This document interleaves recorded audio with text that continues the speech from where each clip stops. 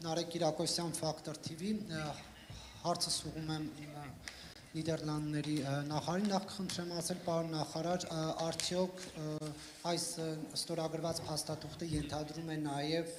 սպառազինության շրջանակներում համագործակցություն Հայաստանի հետ, թե ոչ։ Երկրորդ հարցը Հայաստանի ղեկավարությունը Ադրբեջանի հետ հարաբերությունների կարգավորման առումով առաջարկում է խաղաղության խաչմերուկ նախագիծը։ Դուք ինչպես եք պատկերացնում Եվրամիությունը, Նիդերլանդները ինչպես կարող են աջակցել այդ նախաձեռնությանը, կարող են կամ չեն կարող աջակցել, թե ոչ, եւ կխնդրեմ անդրադառնալ նաեւ Բաքվում պահվող հայ գերիների հարցին, ճիշտ է, դուք անդրադարձաք թեմային, բայց արդեն շուրջ 2 տարի է 23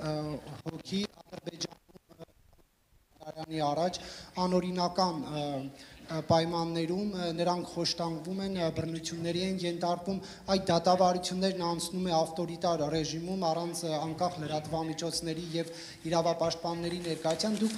գործընկերոջս հարցինի պատասխան նշեցիք, որ հետեւողական կլինի Եվրամիությունը եւ այլն, բայց չեք կարծում, որ պետք է մարդու իրավունքները կարևորելու տեսանկյունից Ալիևի ռեժիմի դեմ կոշտ մեթոդներ կիրառել։ Շնորհակալ։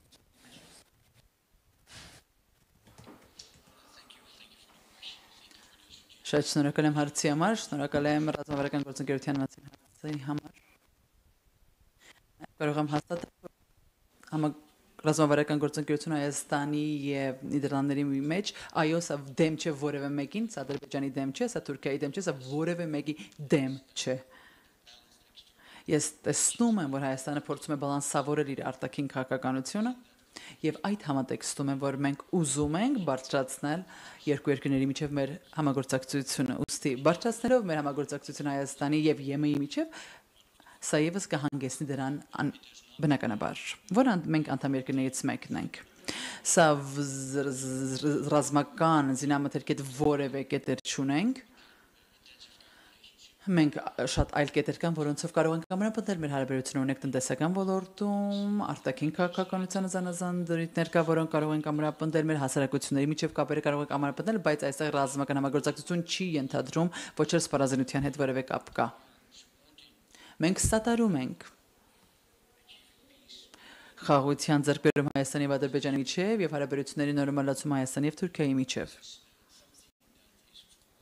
Սա անշուշտ նախ եւ առաջ երկու երկրների համար է կարևորը, բայց ես տեսնում եմ, թե մենք որքանով ենք ուզում աջակցել դա։ Եվ Եմեն եւս սա ուզում է աջակցել, քանի որ սա շատ կարևոր է։ ԵՄ հարևանության շրջանակներում մենք տեսնում ենք հույսի շողեր, տեսնում ենք այս իրարանցման մեջում տեսնում ենք հույսի շողեր եւ դրական հորիզոնների հույս նկատելի է, կարծում սա շատ լավ պահ է։ Մեկ քայլ առաջ գնալու եւ տեսնելով թե որքանով է կամենում ՀՀ կառավարությունը առաջ գնալու այս ուղղությամբ, որը մենք մեծապես քաջալերում ենք եւ քաջալերում ենք Ադրբեջանին եւս,